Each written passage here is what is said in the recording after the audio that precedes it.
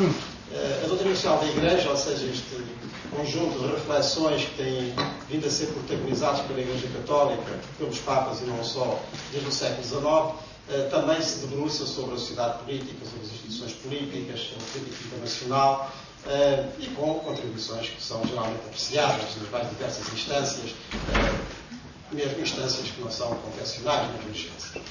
E também tem algum pronunciamento sobre o referendo.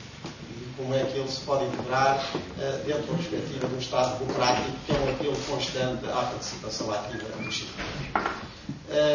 Nós hoje temos a vida mais facilitada em termos de doutrina social da Igreja, desde que se compendiou num volume só e com uma numeração sistemática as principais afirmações desta corrente de pensamento desde o século XIX até quase aos nossos dias, até há meio de anos, até ao pontificado de João Paulo II. Sobre o referendo, concretamente, pronuncia-se o compêndio da doutrina social da Igreja, no número 413, nos seguintes termos, e é a única referência assim substancial a este instituto.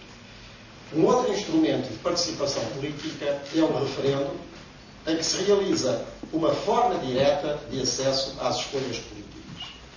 O critério da representação, o critério de que o compêndio falou antes, exatamente acerca dos deputados, do seu papel no país democrático, o critério da representação não exclui que os cidadãos possam ser interpelados diretamente em vista das escolhas de maior relevo da vida social. Portanto, o referendo é claramente considerado como uma hipótese dentro da sociedade democrática pelo compêndio da doutrina social da Igreja, no seu número 413. Mais claro do que devia ser, mas é uma hipótese.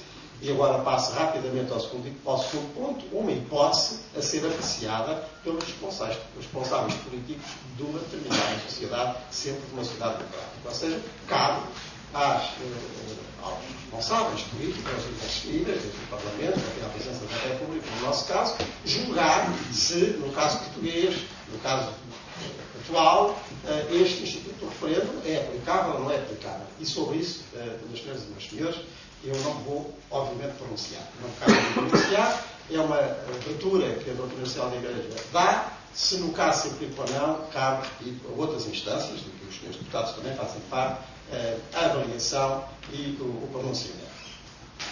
Porque talvez se possa pôr a questão nestes termos, saber se o que agora se propõe, se o tratado a assinar, se integra evolutivamente, com certeza, dentro de um caminho de União Europeia, que já tem mais de 50 anos e que aí conduziria naturalmente, como uma das suas hipóteses mais consideráveis, ou se é um salto qualitativo de tal ordem que requer quase uma refundação.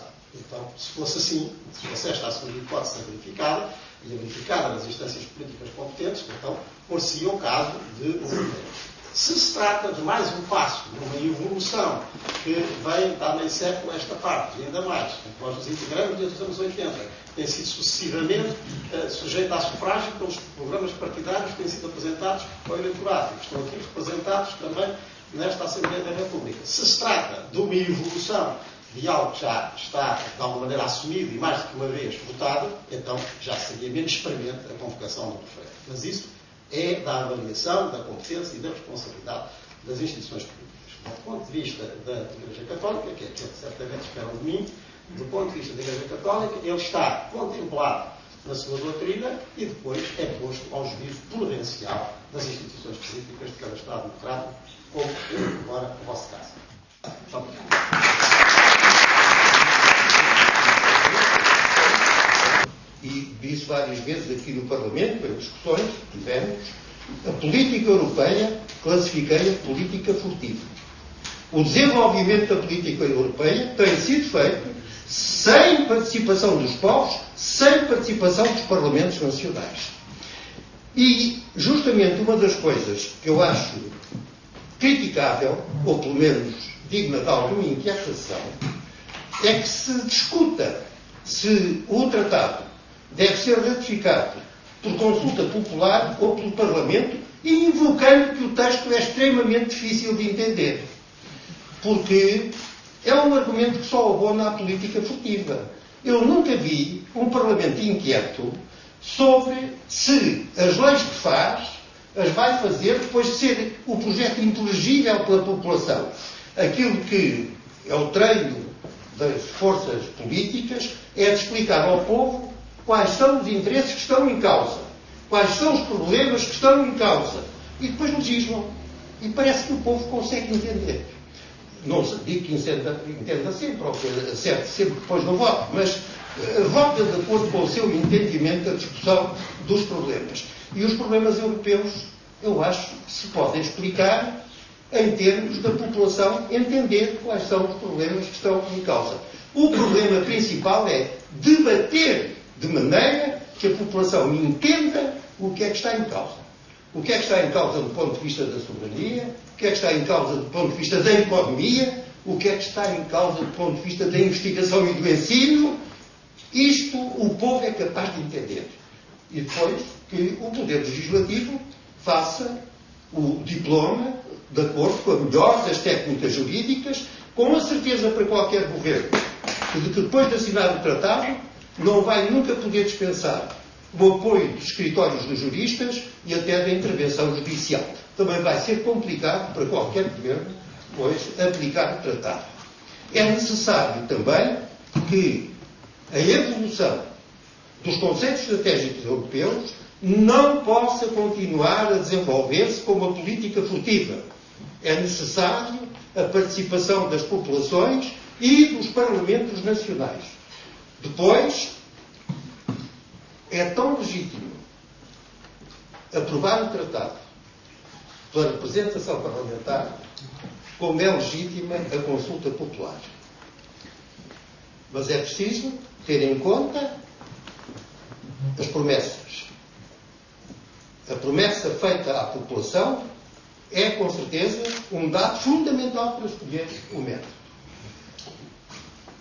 A consulta popular tem que ser confiável. Mas para isso é necessário que o problema, a prática, o esforço da discussão pública das questões, dos interesses que estão em causa, seja efetivamente feita. Não serve de argumento para escolher um ou outro método falar das dificuldades do texto. Não é do texto que estamos a falar. Estamos a falar de interesses, de consciência dos problemas, de decisão cívica responsável. É disso que estamos a falar.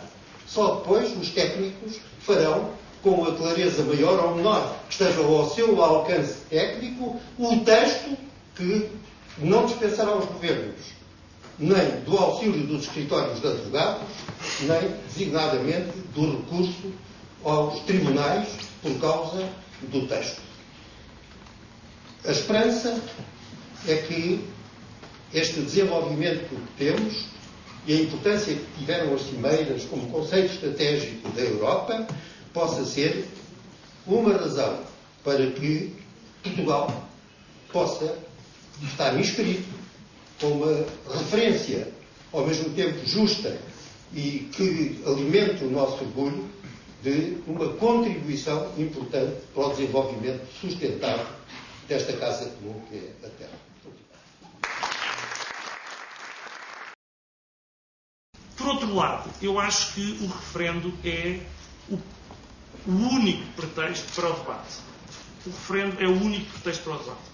Eu acho preferível que se fale sobre a Europa em vez de se falar sobre o tratado, e acho preferível que se fale sobre o tratado em vez de se falar sobre o referendo. Mas a verdade é que, não havendo referendo, não vai haver debate. Não havendo referendo, não vai haver debate. E, portanto, o meu entendimento é de que o referendo se justifica não só porque as questões são exatamente as mesmas, como porque é o único pretexto que nós temos para que verdadeiramente haja um debate em Portugal sobre as matérias da União Europeia. E tem a vantagem de que, havendo um consenso generalizado nos partidos políticos, se possam até organizar e dividir por temas. Podem-se dividir por temas e cada partido orienta a sua campanha para explicar uma parte do tratado. Não tem que haver sequer uma guerrilha política ou partidária, como às vezes acontece.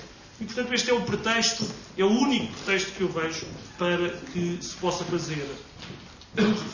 fazer um debate, para que se possa ser coerente com o passado e com as duas vezes em que já se tentou fazer um referendo e não se fez apenas por questões técnicas de clareza da pergunta, e para que verdadeiramente se possa perceber qual é que é o futuro da Europa que nós temos.